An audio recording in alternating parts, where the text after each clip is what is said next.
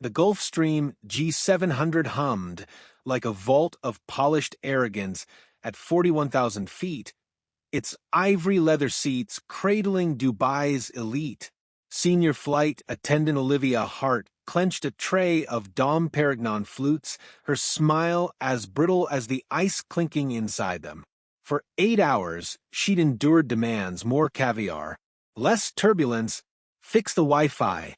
Now, with 2 hours left, her nerves were frayed silk. "Excuse me?" Olivia turned.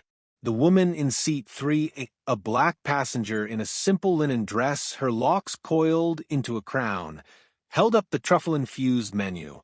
"Is it possible to substitute the foie gras?"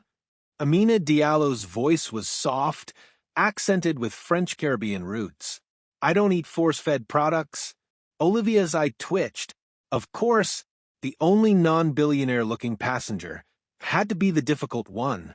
"The menu is fixed, madam," she said, her posh British cadence sharpening. As stated during boarding, Amina's gaze didn't waver. "I understand, but given this is a private charter, perhaps the chef could—" With all due respect, Olivia cut in, nostrils flaring.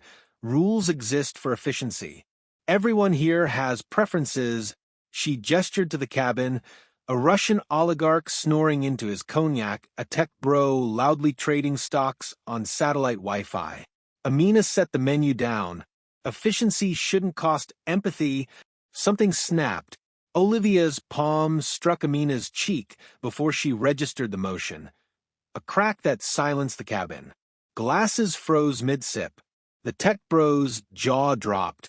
Amina's head barely tilted, her cheek blooming red. She touched it slowly, as if confirming the violence.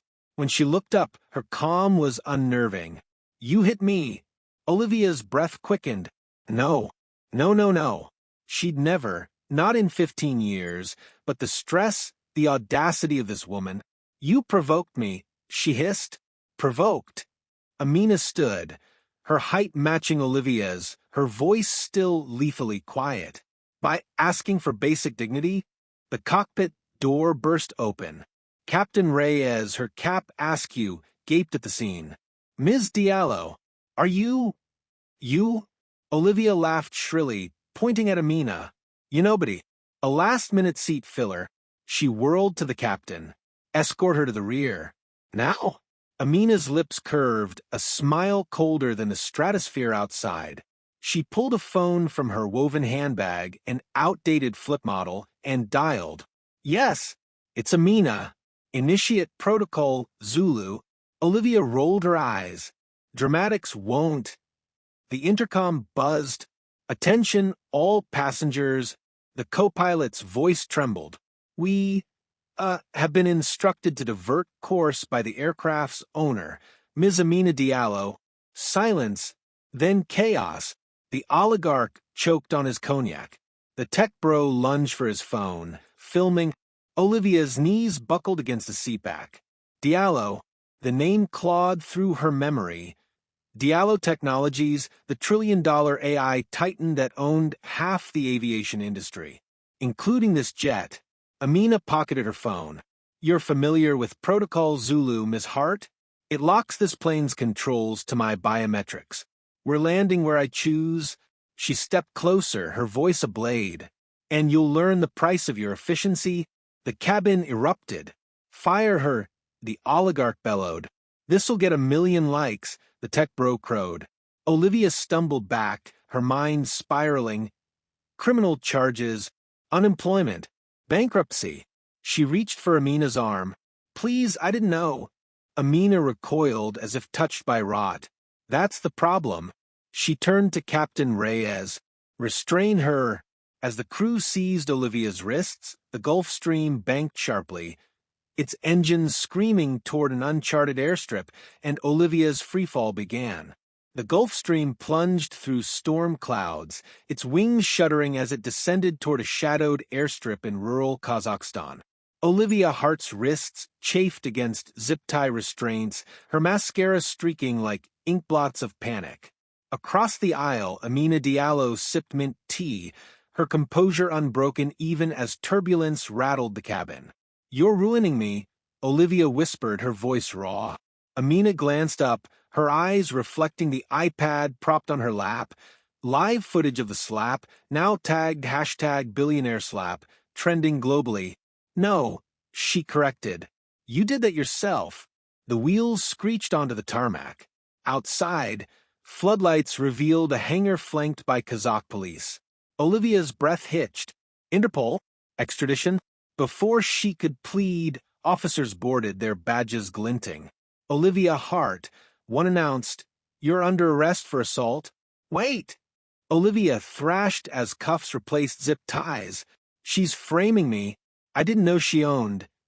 Amina stood, smoothing her linen dress. Ignorance isn't acquittal. She handed the officer a flash drive, CCTV, audio recordings, and crew testimonies. Ensure her trial is thorough. The tech bro, still filming, zoomed in on Olivia's unraveling bun, her tear-streaked face. "This is gold," he muttered. By dawn, the internet had dissected Olivia's life. Her Instagram, #BlessedJetLife photos of Champagne Towers and Monaco sunsets flooded with comments. "Karma's a billionaire, huh?" News outlets splashed her mugshot alongside Amina's TED Talk archives. The airline, desperate to distance itself, fired Olivia via tweet zero tolerance for misconduct. But Amina wasn't done. At a Paris press conference, she faced a wall of microphones. Today, Diallo Technologies launches the Sky Equity Initiative. She declared, hologram of her redesigned jets shimmering behind her. Every crew member will undergo anti-bias AI training. Every passenger, billionaire or student, will be treated with equal respect. A reporter raised a hand. "Is this revenge?" Amina's smile didn't reach her eyes. "Revenge is small. This is reckoning." Olivia, meanwhile, hunched in a Kazakh detention cell, her designer blazer swapped for scratchy prison linen. Her lawyer's fax was grim: assault charge, 2 years minimum. Diallo's suing for defamation, $10 million. $10 million? Olivia rasped, plus legal fees. The guard sneered, tossing her a newspaper.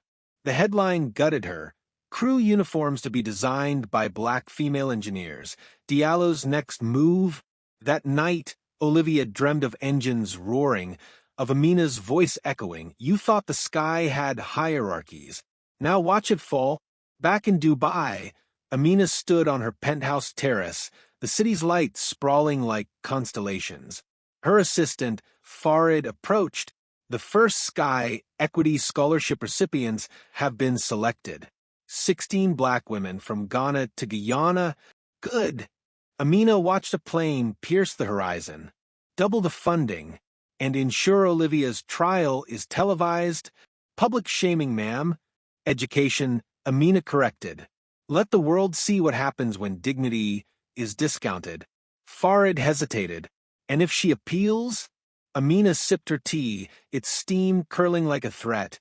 "The sky doesn't forget." 6 months later, Olivia Hart shuffled through the arrivals terminal of JFK, her once pristine Louboutin scuffed, her designer tote replaced by a plastic grocery bag. The parole board's terms were clear: no international travel, no contact with Diallo Technologies, no employment in aviation. She was free, but freedom felt like a cage. Outside, a billboard loomed, a sleek Horizon Airways jet with Amina Diallo's face beside the tagline, "The sky belongs to everyone." Olivia's stomach churned. She hailed a cab, her destination a far cry from Monaco's sunsets, a cramped Brooklyn apartment above a bodega. Meanwhile, in Geneva, Amina stood before the United Nations, her holographic presentation illuminating the General Assembly. The Sky Equity Initiative has trained 50,000 crew members, funded 1,000 scholarships, and redesigned 200 jets for accessibility, she announced. But this is only the beginning. A delegate raised a hand. "What about Olivia Hart? Do you regret her downfall?" Amina's gaze hardened. "Regret implies error. I regret only that her actions were necessary to spark this change." The room erupted in applause. In Brooklyn, Olivia scrubbed toilets at a regional airport, her hands raw from bleach. Her co-workers whispered, "Isn't she the one who slapped the billionaire?" She kept her head down, her pride as shattered as her career. One evening, as she mopped the terminal, a group of teens in Horizon Airways uniforms passed by, their laughter echoing. One, a black girl with locks like Amina's, paused. "You're Olivia, right?" Olivia froze. "Yeah." The girl smiled. "I'm a Sky Equity Scholar. Thanks to you, I'm training to be a pilot." Olivia's throat tightened. "I didn't." "You did," the girl interrupted. "Your mistake made room for my dream." Weeks later, Olivia sat in a community college classroom, her parole-mandated anti-bias course in full swing. The instructor played a clip of Amina's UN speech, "The sky doesn't belong to the privileged. It belongs to the brave." Olivia's hand shot up. What if you're not brave? What if you're just broken?" The room fell silent. The instructor paused the video. "Then you rebuild, piece by piece." In Geneva, Amina received a letter, handwritten, postmarked Brooklyn. She unfolded it, her brow furrowing. "Ms. Diallo, I don't expect forgiveness, but I want you to know I'm learning. I'm sorry, and I'm grateful. Olivia Hart." Amina stared at the words, her jaw tightening. Then, with a sigh, she tucked the letter into her desk drawer. That night, Olivia stood on her fire escape, the city's lights stretching like a runway. A plane roared overhead, its engines vibrating through her bones. She closed her eyes, imagining herself aboard, not as a passenger, but as someone new, someone better. In Geneva, Amina watched the same plane from her penthouse terrace, its contrail slicing through the stars. She raised her glass of mint tea in a silent toast to the sky, to change, and to the fragile hope that even the deepest wounds could heal. Somewhere over the Atlantic, Horizon Airways' flight hit patchy turbulence.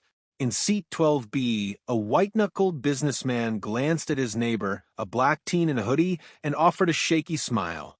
"You ever play Mario Kart?" The teen grinned. "Only if you're ready to lose." Above them, the seatbelt sign flickered off,